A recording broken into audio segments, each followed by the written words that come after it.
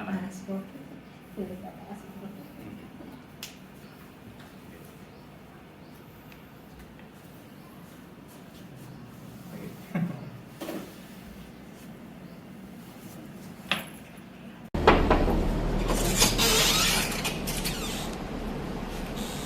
Bisa diam Ibu.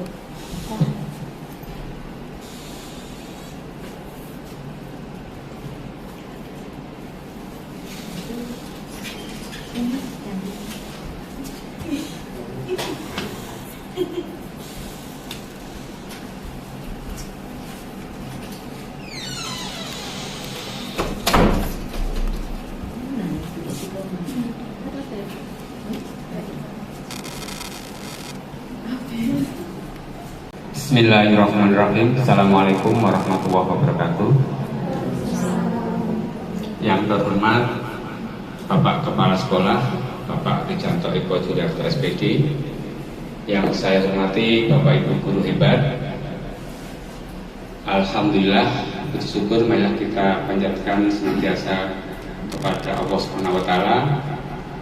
Atas rahmat dan hidayahnya kita bisa berkumpul di siang hari ini dalam rangka mengikuti kegiatan diseminasi budaya positif di SLB Negeri 1 Pemalang. Salawat dan salam marilah kita haturkan kepada junjungan kita Nabi Agung Muhammad SAW. Semoga kelak kita mendapatkan syafaatnya nanti. Bapak Ibu yang saya hormati, yang pertama saya mengucapkan terima kasih kepada Bapak Ibu semua atas waktunya, atas kesediaannya Bapak Ibu untuk mengikuti kegiatan diseminasi ini. Semoga kegiatan ini membawa manfaat bagi kita semua dan membawa manfaat bagi sekolah kita. Sebelum acara dimulai, kami mohon untuk Bapak Kepala Sekolah menyampaikan sambutan beserta arahan untuk pelaksanaan kegiatan diseminasi budaya positif pada siang hari ini. Kepada beliau Bapak Rijanto Eko Juliarto, waktu dan tempat kami persilahkan.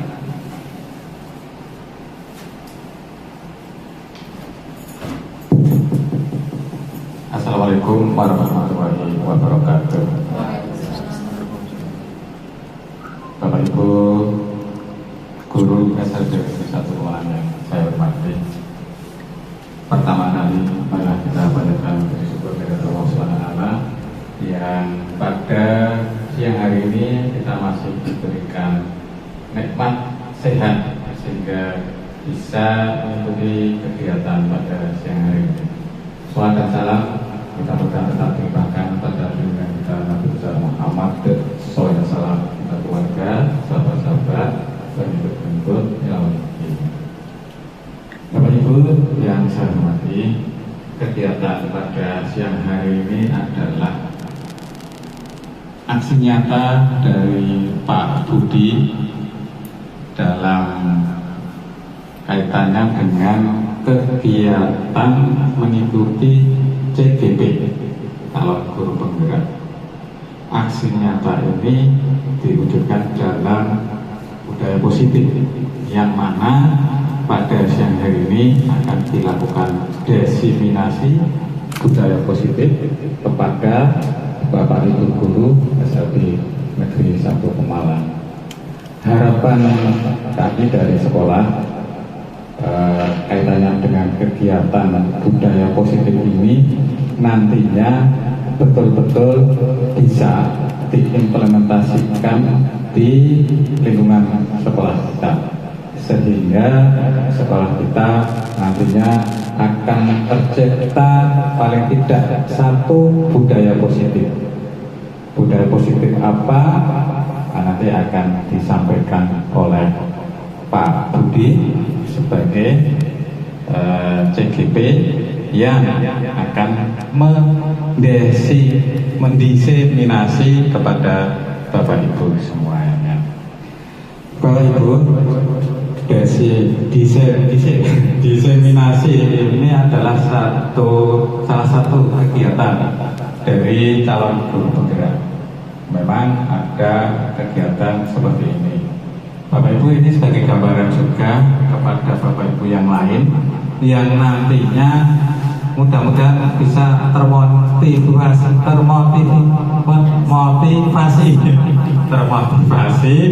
untuk mengikuti langkah Pak Budi yang mengikuti CGP. Ini yang usianya masih terjangkau, ini terjangkau semua ini yang di sini. Pak Loman tahun depan harus mendaftar ya Pak Loman. Satu lagi Bu Ririn. Nah, ini teman-teman yang lain moga untuk segera mendaftar CGP.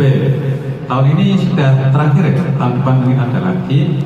Moga yang masih muda semua ini mudah-mudahan termotivasi untuk mengikuti CGP, karena di samping nanti ada sebagai syarat jenjang karir, itu adalah satu syarat saja untuk jenjang karir, tetapi yang lebih utama adalah peningkatan kompetensi dari Bapak Ibu.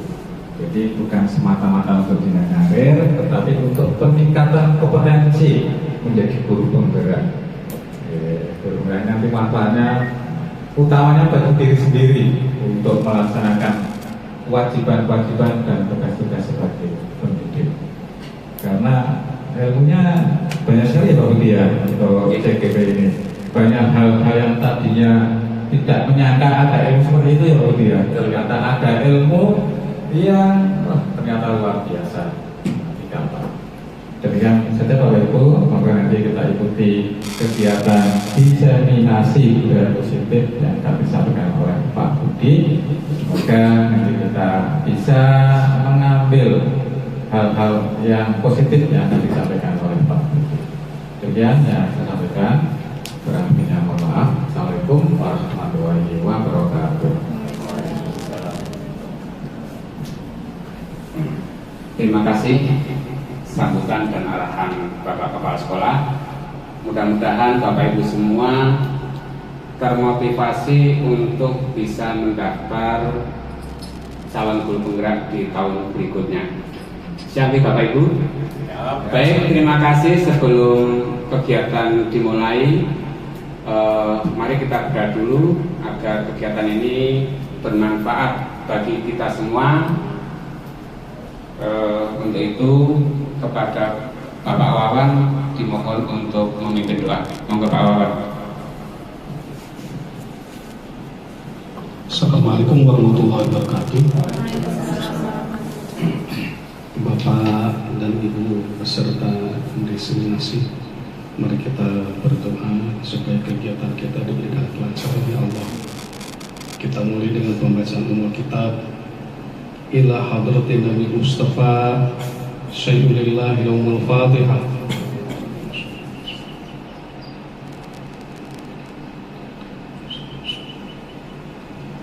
A'udzu billahi minasyaitonir rajim. Bismillahirrahmanirrahim. Alhamdulillahirabbil alamin. Hamdan syakirin hamdan na'imin hamdan yu'ti mazidah. Ya Rabbana lakal hamdu kama yanbaghi li jalalika wa wajhika 'ala sultani. Rabbi shrah li sadri wa yassir li amri wahlul 'uqdatam min lisani yafqahu qawli. Rabbi zidni 'ilma warzuqni fahma. Rabbana la tuzigh qulubana ba'da idh hadaytana wa hab lana min ladunka rahmah innaka antal wahhab. Rabbana la tu'akhidhna in nasina wa akhtana. Rabbana wa la tahmil 'alaina isran kama hamaltahu 'alal ladzina min qablina. Rabbana rahmana ma'ala taqatana nabi wa'fu 'anna waghfir lana wa anta maulana fansurna 'alal qawmil kafirin. Rabbana atina fid dunya hasanah wa fil akhirati hasanah wa qina adzabannar. Subhana rabbika rabbil izzati amma yasifun wa salamun 'alal mursalin walhamdulillahi rabbil alamin. Al-Fatihah.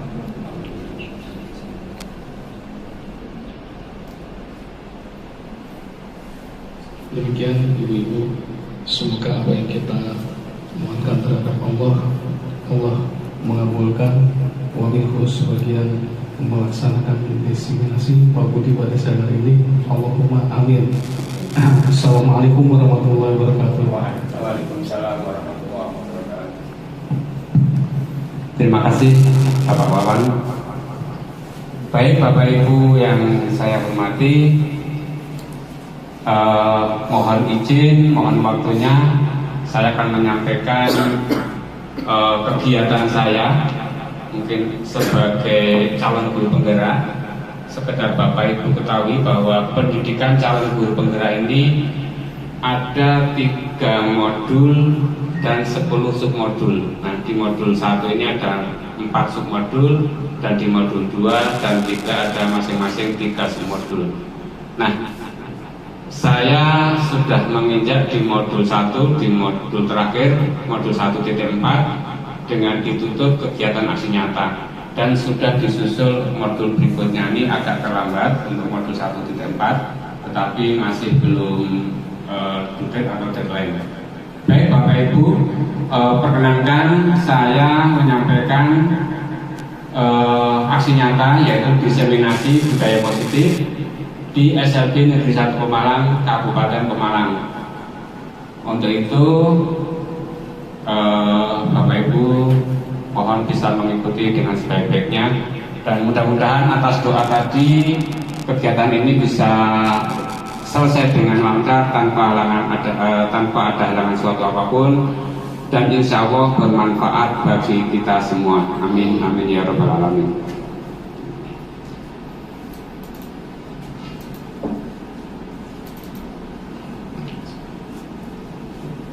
Mesti buka Pak.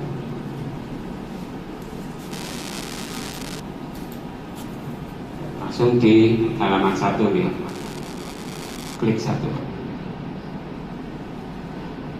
paling atas di full screen.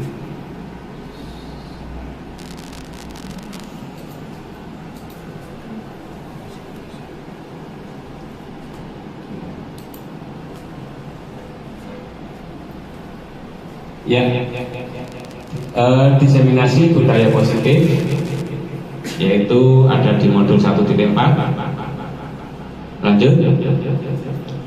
Ya, baik Bapak Ibu, jangan bertegang ya, kayaknya jadi menang nggak ada suaranya.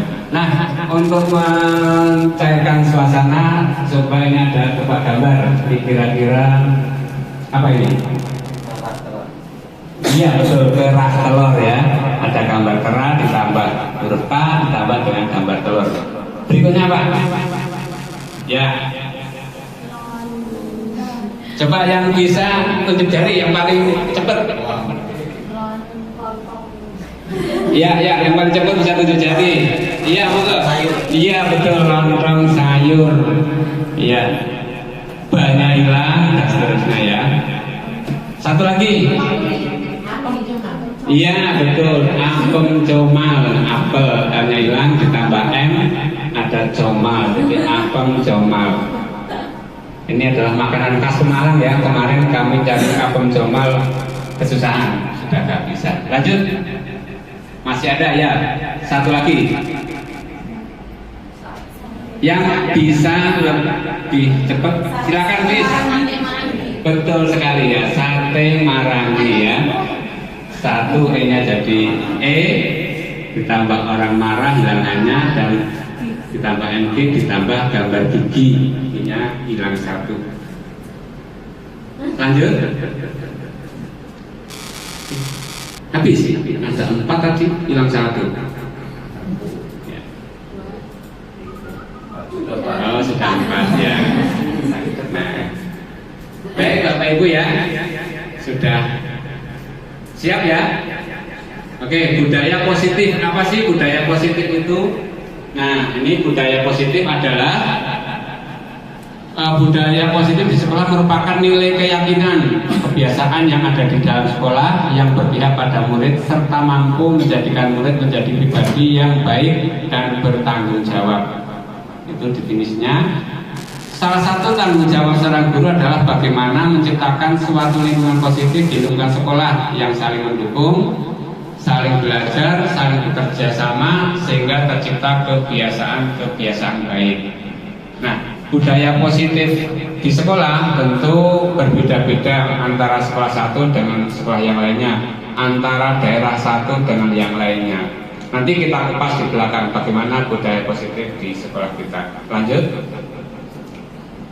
Nah, inti dari konsep budaya positif ini ada 8 item.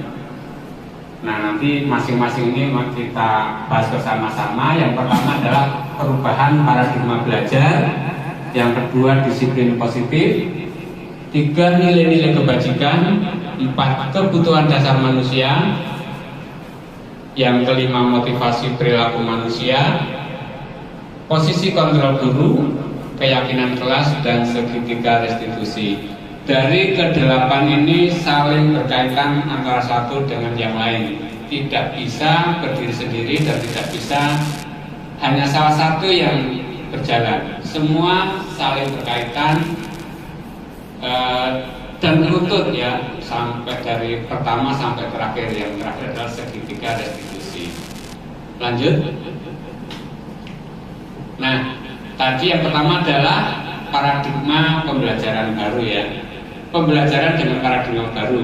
Nah, yang dimaksud pembelajaran dengan paradigma baru adalah pembelajaran dengan paradigma baru merupakan pembelajaran yang dirancang berdasarkan pembelajaran berdiferensiasi, sehingga para peserta didik belajar sesuai dengan kebutuhannya berdasarkan tahap perkembangan sesuai dengan teori psikologi modern untuk mewujudkan profil pelajar Pancasila. Mungkin kalau kita terapkan pembelajaran kita, terutama di sekolah luar biasa, saya yakin dari dahulu kala sudah melaksanakan pembelajaran berdiferensiasi. Karena memang murid-murid kita mempunyai keunikan masing-masing. Jangankan yang beda ketunaannya ya, yang sama pun akan mempunyai keunikan tersendiri. Tidak bisa antara individu yang satu dengan individu yang lainnya disamakan. Untuk itu di SLB kita boleh dibilang hal yang tidak aneh atau hal yang sudah lumrah bahwa pembelajaran kita berprinsip pada berdiferensiasi. Satu, apalagi yang beda-beda ketunaannya, kebutuhannya pasti berbeda-beda. Prinsip belajarnya, gaya belajarnya juga pasti berbeda-beda. Dari awal, dari proses dan sampai ke produknya pasti berbeda. Nah, tujuannya yaitu mengacu yang tujuan akhirnya adalah mewujudkan profil pelajar Pancasila. Bapak Ibu pasti sudah tidak asing lagi apa itu profil pelajar Pancasila, yaitu ada 6 item. Yang pertama adalah beriman, bertakwa kepada Tuhan Yang Maha Esa dan berakhlak mulia. Yang kedua, berkebinekaan global. Kemudian bergotong royong kreatif, bernalar kritis dan mandiri. Itu sudah termaktub di dalam sistem pendidikan nasional kita. Lanjut. Nah, dari paradigma tadi kita dihadapkan dengan teori kontrol. Menurut Stephen J. Covey, Principle Center Leadership tahun 1991 mengatakan bahwa bila kita ingin membuat kemajuan perlahan, sedikit-sedikit ubahlah sikap atau perilaku Anda. Namun, bila kita ingin memperbaiki cara-cara utama kita, maka kita perlu mengubah kerangka acuan kita. Ubahlah bagaimana Anda melihat dunia, bagaimana Anda berpikir tentang manusia. Ubahlah paradigma Anda, skema pemahaman dan penjelasan aspek-aspek tertentu tentang realitas. Ya, itu teori dari Stephen R. Covey. Lanjut. Nah, perubahan paradigma ini kita hubungkan antara stimulus respon dengan teori kontrol atau teori pilihan. Kalau kita dulu sering mengenalnya dengan teori stimulus respon ya, yang paling populer di kalangan dunia pendidikan. Namun teori ini lama-lama sudah disanggah dengan adanya teori kontrol atau pilihan. Kalau di stimulus respon, contoh kita mencoba mengubah orang agar berpandangan sama dengan kita. Kalau dulu seperti itu ya paradigmanya. Sekarang berubah, paradigmanya berubah menjadi kita berusaha memahami pandangan orang lain tentang dunia. Kemudian yang kedua, perilaku buruk dilihat sebagai suatu kesalahan. Itu menurut stimulus respon. Sedangkan menurut teori kontrol, semua perilaku memiliki tujuan. Jadi kalau boleh dibilang perilaku buruk maupun baik itu memiliki tujuan. Tapi tentu kita bisa memilih. Kemudian yang ketiga, orang lain bisa mengontrol saya menurut stimulus respon. Sedangkan disanggah oleh teori kontrol, hanya Anda yang bisa mengontrol diri Anda. Jadi orang lain itu tidak bisa mengontrol kita atau saya ya. Hanya kita sendiri yang bisa mengontrol. Kemudian yang berikutnya, ya, saya bisa mengontrol orang lain. Nah, ini juga berseberangan pendapatnya. Anda tidak bisa mengontrol orang lain. Kemudian yang berikutnya, pemaksaan ada pada saat bujukan gagal. Jadi dibujuk, dirayu gagal, agak dipaksa biasa. Itu ya Pak Akid ya. Nah, ini agak berbeda. Kolaborasi dan konsensus menciptakan pilihan-pilihan baru. Jadi sudah tidak ada bujuk rayu maupun pemaksaan. Itu berdasarkan teori. Kemudian yang terakhir, model berpikirnya itu antara menang atau kalah. Ya, ada yang menang, ada yang kalah. Tetapi berdasarkan teori kontrol, model berpikirnya adalah menang, nggak ada yang kalah, semua sama. Itu kira-kira konsep dari teori tersebut. Monggo, lanjut.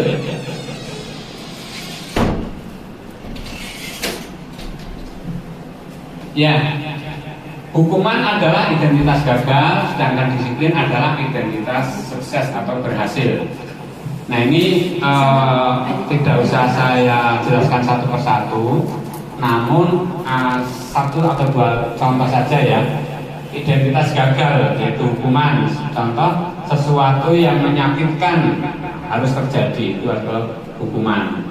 Terus tidak nyaman untuk murid atau anak-anak jangka waktu panjang, korban mendapatkan keadilan. Nah, sedangkan pada identitas sukses atau berhasil, ini kaitannya dengan disiplin atau ada dua macam. Hal tersebut adalah merupakan sanksi atau konsekuen atau disebut termasuk dengan restitusi. Contoh yang tadi ya, hukuman ya, sesuatu yang menyakitkan harus terjadi. Konsekuensinya adalah sesuatu harus terjadi. Untuk restitusi merupakan pilihan. Jadi tidak ada hal-hal yang menyakitkan. Kemudian kita ambil contoh yang kedua. Tidak nyaman untuk murid atau anak untuk jangka waktu panjang. Itu kalau hukuman itu tidak nyamannya itu jangka waktunya panjang ya. Kejadiannya sebentar tapi ketidaknyamanannya, keingetannya itu sampai panjang.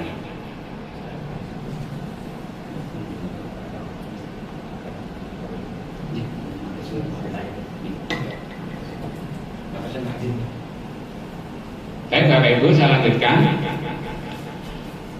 Konsekuensinya adalah tidak nyaman untuk murid garis miring anak untuk jangka waktu pendek. Hanya kalau identitas sukses itu ketidaknyamanannya hanya sebentar. Nah, restitusinya yaitu menguatkan untuk murid atau anak dalam jangka waktu yang panjang. Sebagai contoh nih, kalau kita anak-anak dihukum secara fisik, misalnya kalau seingat saya zaman waktu masih SD, itu kalau dihukum itu pertama biasanya kalau nggak suruh berdiri di depan kelas 1,5 jam, 10 menit, kadang berdiri 1 kaki dan lain sebagainya ya. Nah itu kira-kira kejadian waktu SD itu sampai sekarang masih ingat nggak? Ya, Masih ingat ya, bahkan menyimpan denda. Ya. Iya. Awas. Sampai apal nama gurunya, Pak. Sampai apalnya karena hal tidak menyenangkan. Menyenangkan. Nah, konsekuensinya ya tadi ya kita tidak nyaman dalam jangka waktu panjang ya. Kalau menggunakan identitas berhasil atau sukses itu tidak dihukum, tetapi ada penanganan khusus nanti kami jelaskan di akhir. Tidak nyaman untuk murid anak untuk jangka waktu pendek, hanya jangka waktu pendek saja tidak nyamannya. Kemudian justru kebalikannya menguatkan untuk murid atau anak dalam jangka waktu yang panjang. Itu. Nah, satu lagi ini, korban mendapatkan keadilan itu kalau hukuman, misalnya dihukum penjara 3 tahun, itu berarti itu sudah dianggap keadilannya di situ. Nah, sedangkan konsekuensi atau sanksi korban bisa diabaikan, tidak dihukum. Kemudian restitusinya adalah korban mendapatkan ganti. Itu. Kemudian langsung saya ambil yang terakhir ya, biar kayaknya nanti tidak kelamaan. Murid atau anak membenci peraturan ya. Kalau hukuman itu biasanya ganti dengan peraturan. Nah, sanksinya atau konsekuensinya adalah murid menghormati peraturan.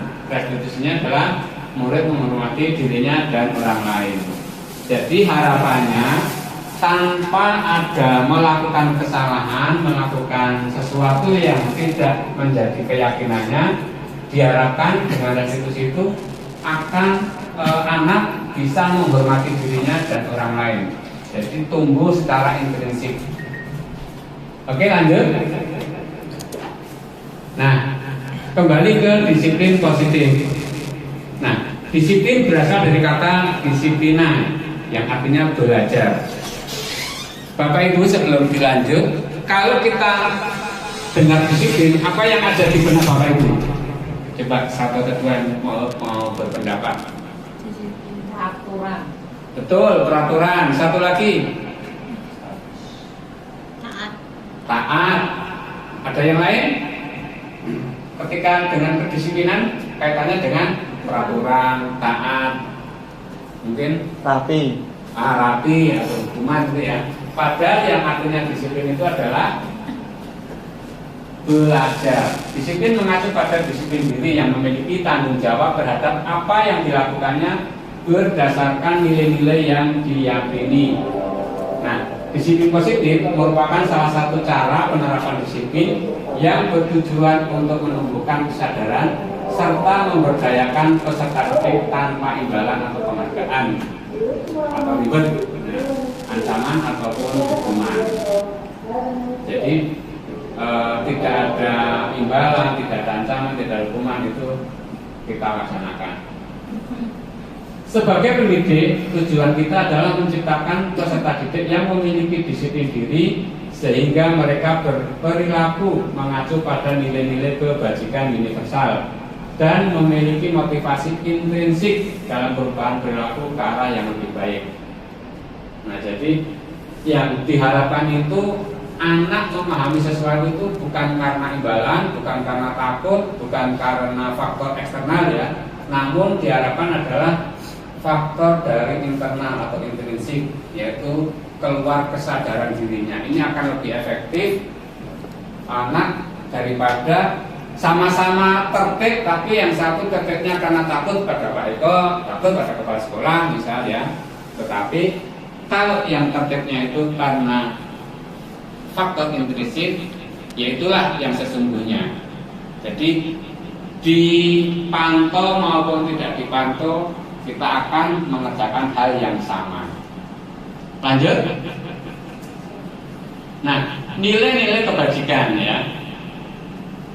Ini yang ketiga, tadi yang pertama disiplin positif, paradigma belajar, kemudian nilai-nilai kebajikan.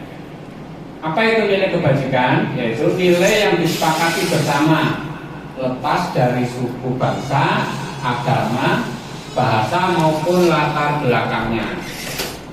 Nah, contoh nilai kebajikan institusi atau organisasi ini yang kita di era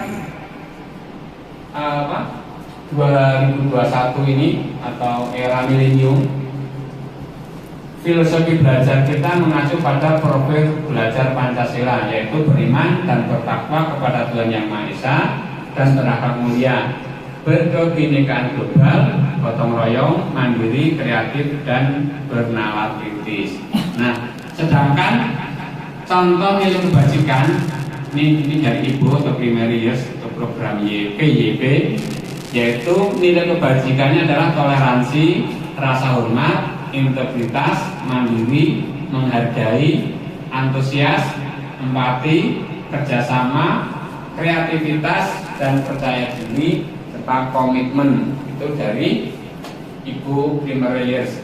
Sedangkan nilai kebajikan berdasarkan keterampilan hidup atau life skill meliputi dapat dipercaya, lurus hati, pendengar yang aktif, tidak merendahkan orang lain.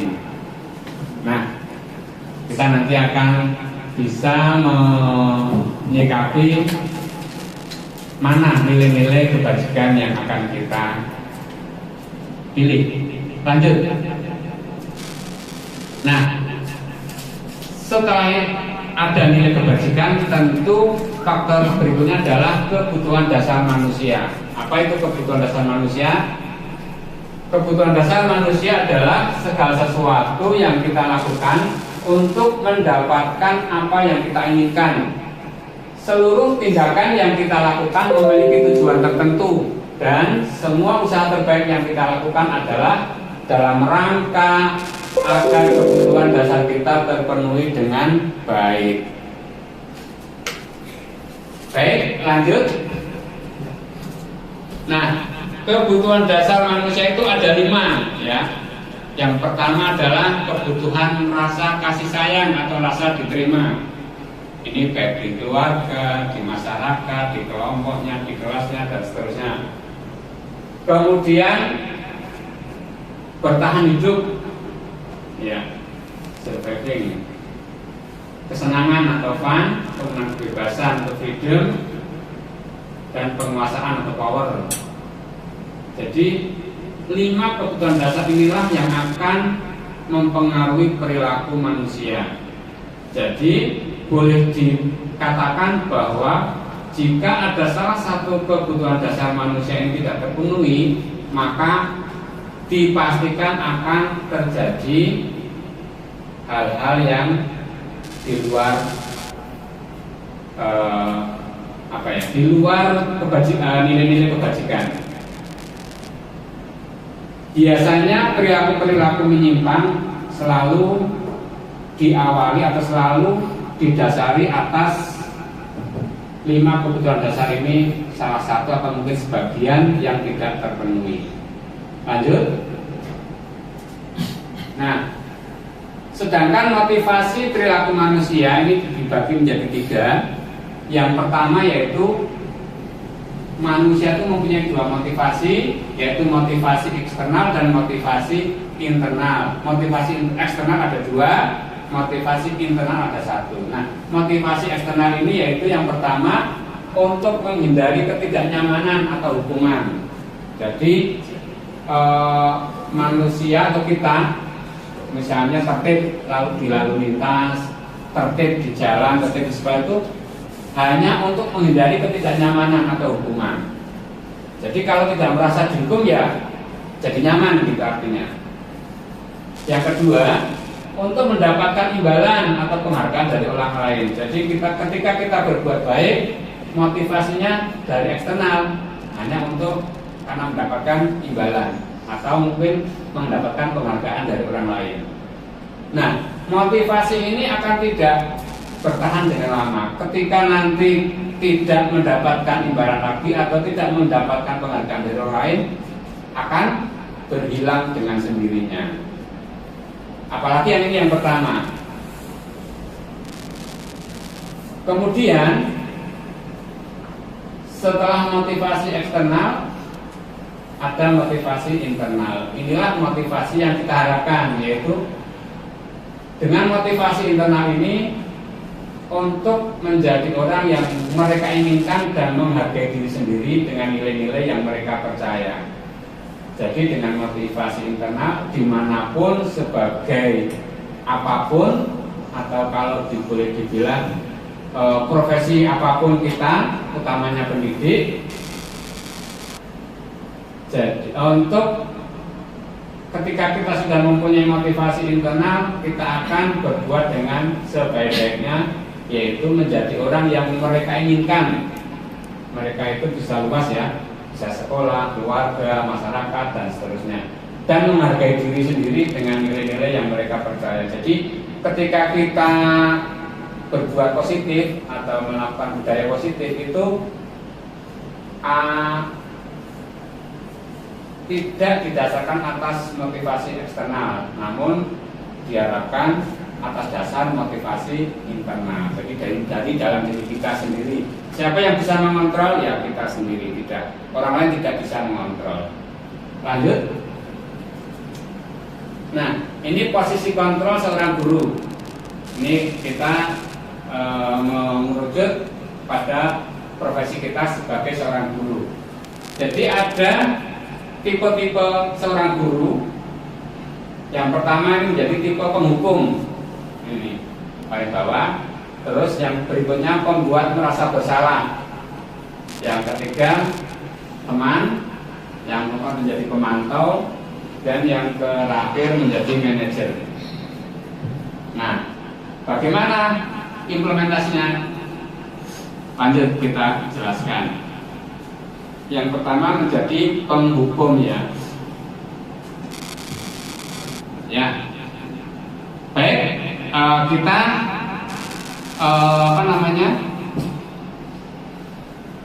lihat ada video akan menjelaskan dari tipe kontrol seorang guru tadi. Ada 5 tipe: penghukum, pembuat merasa bersalah, itu di play bawah, Merdeka Belajar itu bawah, tanda panah. Ya,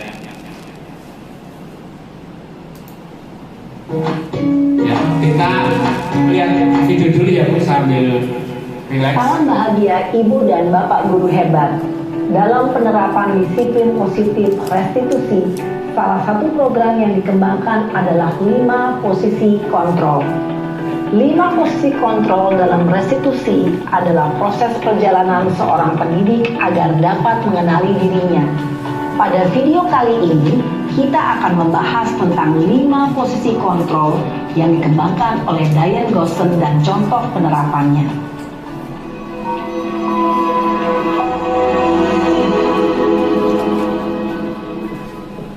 5 posisi kontrol itu adalah: 1. Posisi penghukum. 2. Posisi pembuat merasa bersalah. 3. Posisi teman. 4. Posisi pemantau atau monitor. Dan 5. Posisi manajer. Untuk lebih memahami kelima posisi tersebut, mari kita saksikan kasus Naren yang terlambat hadir 20 menit di sekolah dan melihat bagaimana kelima posisi kontrol dalam menghadapi masalah tersebut.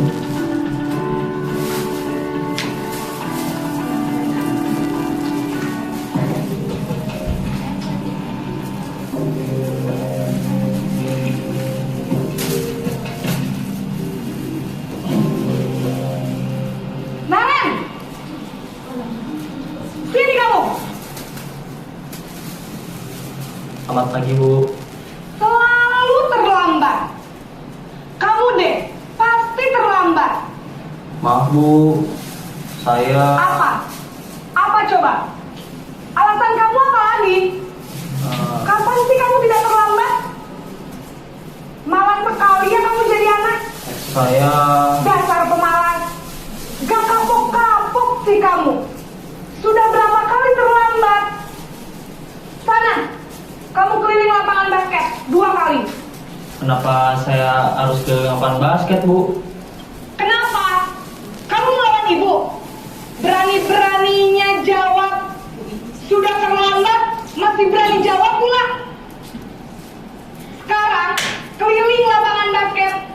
kali sekalian, biar kapok. Cepat, pergi sana ke lapangan basket. Posisi penghukum biasanya berbicara dengan nada tinggi, menghardik, menunjuk-nunjuk, menyakiti, dan menyindir. Hukuman bisa berupa fisik maupun psikis. Ibu dan bapak guru hebat. Dampak yang terjadi pada murid ketika guru berada pada posisi penghukum adalah murid cenderung akan memberontak, bahkan menyimpan dendam.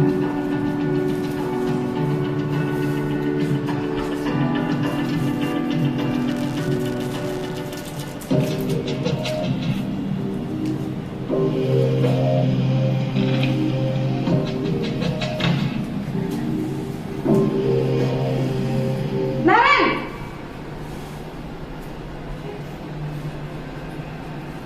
Selamat pagi, Bu. Naren, kamu kenapa terlambat lagi, nak?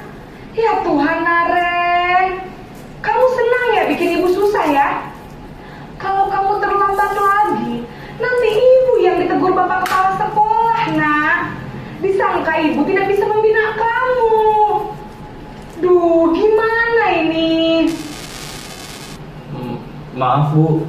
Duh, Gusti Naren, kamu suka ya kalau ibu ditegur bapak kepala sekolah? Terus, sekarang ibu harus tulis apa yang di buku absen? Ini kamu sudah sering terlambat loh. Ibu harus apa coba? Maaf, Bu. Maaf sekali. Ya sudah, lain kali jangan bikin ibu susah lagi ya, nak ya. Ibu tidak akan kuat lagi kalau kamu begini terus. Bisa jantungan kalau ibu ditegur bapak kepala sekolah. Sana cepat ke kelas. Maaf ya, Bu. Maaf sekali.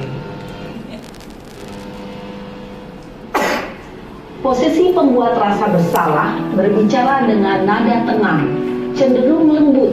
Namun kata-kata yang diutarakan membuat murid merasa menjadi orang yang gagal, memandang buruk dirinya sendiri, merasa tidak berharga, dan tidak sanggup membahagiakan orang lain. Ketika guru mengambil posisi pembuat rasa bersalah, murid akan menganggap dirinya yang bersalah dan ia akan menyimpan emosi negatif tersebut di dalam dirinya.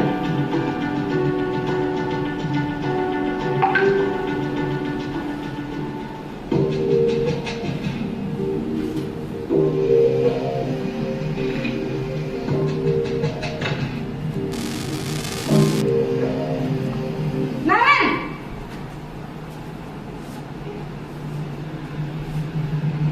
Selamat pagi, Bu. wah, sudah jam berapa ini, nak? Terlambat lagi ya, sayang. Iya, Bu. Habis ibu saya lupa bangunkan saya, Bu. Kamu malah menyalahkan ibu kamu. Kamu bukannya anak yang larinya paling kencang. Kok terlambat sih? Iya, Bu. Saya memang terlambat bangun tadi. Jadi, biarpun saya lari kencang, tetap gak kekejar, Bu. Ya sudah sana. Nanti lain kali larinya lebih kencang lagi ya. Biar gak terlambat lagi. Bikin senang ibu. Demi ibu. Bisa kan? Bisa lah, Bu. Ya sudah sana masuk kelas. Ibu beresin urusan absen kamu. Kamu ini ada-ada saja. Dalam posisi teman, guru berbicara dengan nada suara ramah, akrab, cenderung bersenda gurau untuk menjaga suasana tetap santai. Murid akan merasa senang, aman, dan akrab dengan guru. Identitas yang tercipta adalah identitas sukses atau berhasil. Namun, perlu diingat, karena ini masih dorongan eksternal, maka ada faktor ketergantungan dari murid kepada orang tertentu. Di sini, guru absennya, sehingga di lain waktu, murid bisa berperilaku baik, namun hanya kepada orang-orang tertentu saja.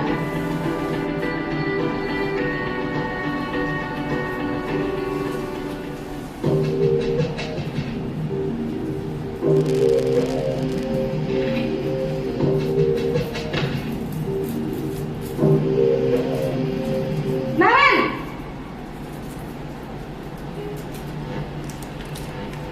Selamat pagi, Bu.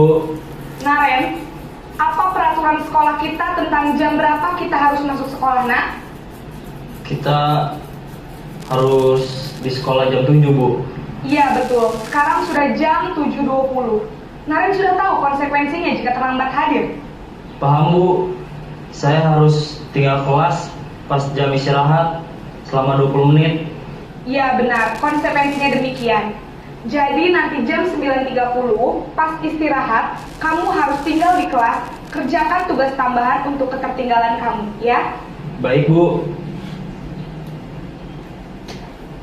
Posisi pemantau mengandalkan penghitungan atau data untuk mengontrol murid. Guru mengarahkan murid berdasarkan peraturan dan konsekuensi. Seorang pemantau menunjukkan bahasa tubuh dan ekspresi wajah yang datar dan cenderung formal.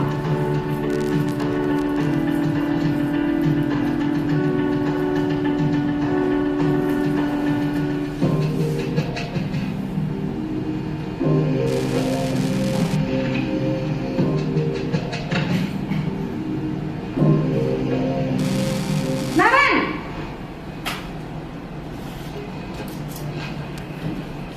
Selamat pagi, Bu. Selamat pagi, Naren. Maaf, Bu. Saya terlambat. Iya, sekolah masuknya jam 7, sekarang sudah jam 7.20. Jadi sekarang bagaimana ini, Naren? Maaf, Bu. Saya lupa setel alarm saya semalam. Baiklah, menurut kamu, keyakinan sekolah yang mana yang perlu kamu tingkatkan? Menghargai diri sendiri dan orang lain mungkin, ya, Bu. Setuju. Jadi, apakah Naren meyakini prinsip saling menghormati tersebut? Iya, Bu. Saya meyakininya. Apakah Naren bersedia memperbaiki masalah keterlambatan ini? Bersedia, Bu. Bagaimana kamu akan perbaiki masalah keterlambatan ini? Saya akan coba untuk tidak lupa menyetel alarm saya, Bu. Baik, kalau Naren lupa menyetel alarm di rumah, ada orang yang kira-kira bisa bantu mengingatkan tidak? Ada, Bu. Kakak saya, Kak Emma. Ada lagi selain Kak Emma? Selain Kak Emma, ada ibu saya. Baik, jadi yang mengingatkan Naren adalah Kak Emma dan ibu kamu, ya? Kira-kira akan mulai start alarm kapan nih, Naren? Setelah pulang sekolah, akan segera saya lakukan. Baik, jadi Naren akan setel alarm untuk bangun besok pagi dan akan diingatkan oleh kakak dan ibunda Naren, ya? Ada lagi yang mungkin perlu dilakukan, Naren? Agar tidak terlambat bangun lagi. Tidak ada, Bu. Baik, Naren. Terima kasih untuk kerjasama kamu. Sekarang kamu perlu kembali ke kelas untuk belajar. Baik, Bu. Terima kasih. Posisi manajer adalah posisi kontrol yang disarankan untuk membimbing murid memiliki sikap disiplin yang positif, yaitu murid yang mandiri, bertanggung jawab, dan dapat memecahkan masalah. Tujuan dari posisi ini adalah agar murid dapat berefleksi atas tindakannya. Guru akan dengan tulus memberikan pertanyaan-pertanyaan bermakna, sehingga membuat murid dapat belajar dari kesalahannya dan mencari sebuah solusi untuk menyelesaikannya. Ibu dan bapak guru hebat, setelah mengamati adegan kelima posisi kontrol tadi, kira-kira posisi mana yang paling ideal? Posisi mana yang dapat menunjang motivasi intrinsik murid? Ya, tentu posisi manajer. Posisi ini memang posisi ideal yang ingin dituju setiap pendidik. Pada posisi inilah, guru dapat menerapkan disiplin positif yang berpihak pada murid, yang memerdekakan murid. Perjalanan seorang pendidik tentunya tidak mudah untuk sampai pada posisi seorang manajer. Namun, tujuan kita pasti, yaitu menciptakan murid-murid yang mandiri, merdeka, dan bertanggung jawab. Semoga penggambaran 5 posisi kontrol yang telah diperlihatkan ini dapat menjadi ajang refleksi bagi kita semua, agar dapat terus mengasah dan menerapkan disiplin positif yang memerdekakan murid. Mari terus berlatih dan bersemangat. Selamat menerapkan. Salam dan bahagia, Ibu dan Bapak Guru hebat. Iya, tadi kita sudah menyaksikan video, ada 5 adegan. Ada 5 posisi kontrol guru, dari posisi penghukum, kemudian posisi pembuat merasa bersalah, yang ketiga posisi teman, keempat pemantau, yang terakhir posisi manajer. Nah, Bapak Ibu semuanya, kira-kira kalau biasa itu seperti itu enggak ya? Enggak ya? Nah, namun demikian, kita sebagai pendidik kira-kira bisa merefleksikan diri nggak? Kira-kira kita ada berada di mana yang terbiasa kita lakukan di kelas? Yang pertama, kedua, ketiga, keempat, atau kelima? Mudah-mudahan yang sudah kelima semua, nggih. Sudah, alhamdulillah ya. Baik, video tadi bisa untuk merefleksikan diri kita masing-masing dalam rangka mendidik putra putri kita, utamanya di SLB. Lanjut, Pak Afan. Ya, setelah ada 5 posisi kontrol seorang guru, berikutnya adalah keyakinan sekolah atau keyakinan kelas. Apa sih keyakinan kelas itu? Keyakinan kelas merupakan nilai kebaikan yang disepakati bersama. Murid akan tergerak melakukan keyakinan kelas daripada sekedar mengikuti aturan. Dibentuk bersama-sama oleh warga kelas, bersifat abstrak dan berbentuk positif. Guru berperan dalam mewujudkan terbentuknya keyakinan sekolah atau keyakinan kelas dengan adanya kesepakatan antara guru dan murid. Lanjut. Ya, ini contoh kegiatan membuat keyakinan kelas ya. Keyakinan kelas itu kita buat contoh kita mengeksplorasi kalimat-kalimat positif atau apa saja sih keyakinan di kelas itu. Contoh misalnya datang tepat waktu, masuk kelas dengan tertib, tidak berbicara kotor misalnya, terus tanggung jawab, jujur dan lain-lain. Ini adalah meskipun anak-anak belum bisa membaca ya, belum bisa menulis, bahkan kita bisa bertanya, ternyata anak-anak bisa menjawab. Kebiasaan atau keyakinan yang baik itu ternyata bisa memilih. Nah, kita tuliskan, kita suruh menempelkan di depan. Nah, tetapi kalau kita akan praktek untuk keyakinan kelas ini, paling tidak membutuhkan waktu lebih dari 30 menit. Untuk itu hanya saya tayangkan ini saja. Intinya kita mengeksplorasi dari keinginan-keinginan murid untuk kita akomodir nanti apa yang akan kita sepakati.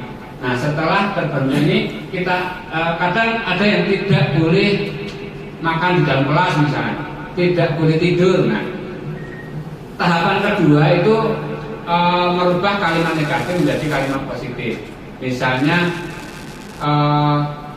tidak boleh makan di kelas. Nah, itu supaya maknanya sama tetapi kalimatnya berubah menjadi kalimat positif, menjadi misalnya contoh makan setelah saat jam istirahat, masuk dalam kalimat positif dan lain sebagainya. Kemudian setelah mendapatkan kalimat positif, kita menuju ke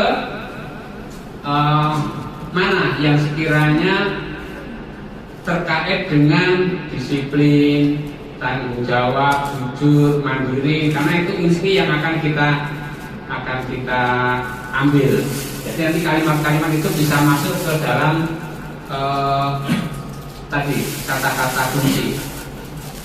Selanjutnya terbentuklah keyakinan kelas yang akan sebagai pedoman kita dalam kegiatan sehari-hari saat pembelajaran di sekolah atau di kelas. Lanjut apa? Nah, selanjutnya adalah segitiga restitusi. Nah, segitiga restitusi ini adalah salah satu cara agar tadi menumbuhkan anak secara intrinsik ya, merubah perilaku anak atau membuat perilaku anak lebih baik namun secara intrinsik.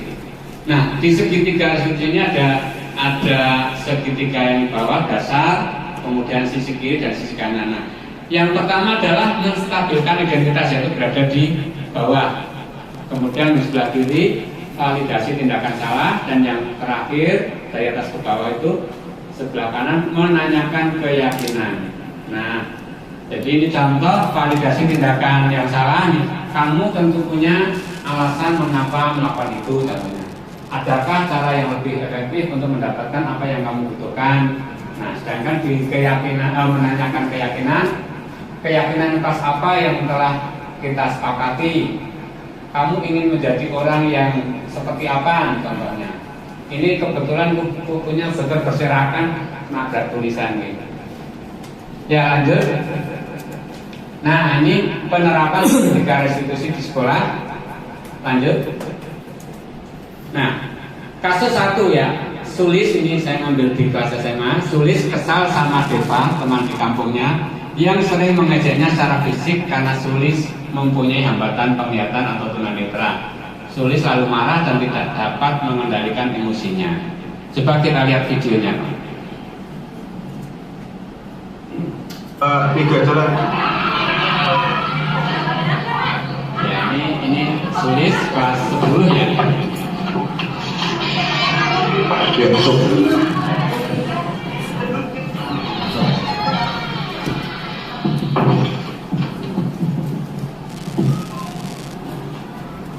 Oh Mbak Sulis, silakan dulu Mbak Sulis. Iya, selamat pagi Mbak Sulis. Oke, Mbak Sulis tahu Pak Budi panggil di sini? Oh iya. Oke ya, Mbak Sulis, kemarin ibu kamu cerita sama Pak Budi kalau kamu marah dengan Deva, betul? Oke, wajar lah Mbak Sulis kalau kamu marah. Bapak juga akan marah jika ada di posisi kamu. Terus kamu melakukan apa pada Deva? Waktu itu saya menangis di depan Deva dan saya. Mengapa kamu begitu? Itu Pak, saya marah karena saya dididik sama Deva. Akhirnya pelan-pelan saya cari sibuknya Deva. Pak Budi memaklumi hal itu dan Pak Budi juga mengapresiasi kamu walaupun kamu marah, tetapi tidak sampai pada hal yang lebih buruk. Misalnya kamu menarik rambut atau memukulnya. Sekarang coba kita pikirkan bersama, apakah tindakan Sulis sudah sesuai dengan keyakinan kita? Lalu menurut Sulis, keyakinan apa yang sudah dilanggar?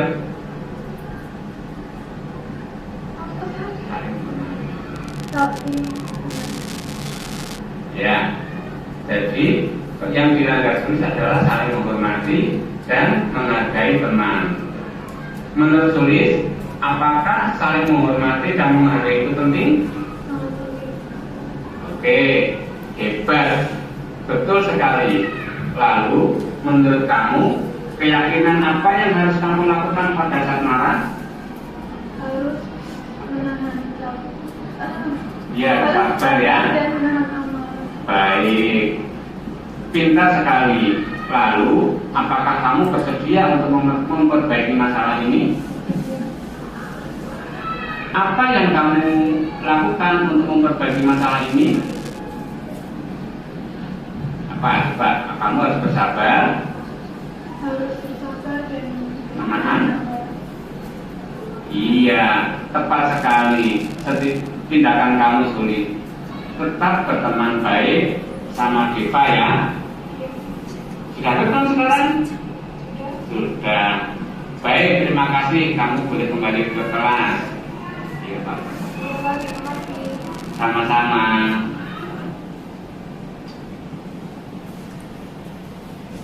Ya, lanjut. Ini kasus satu ya. Jadi kasusnya adalah tadi Sulis itu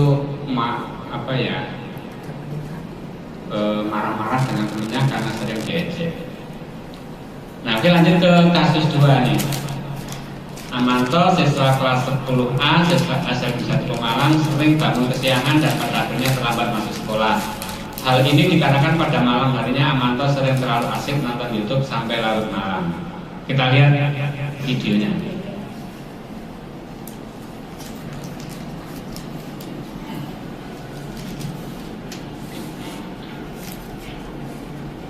Ya, silakan juga Mas Amanto.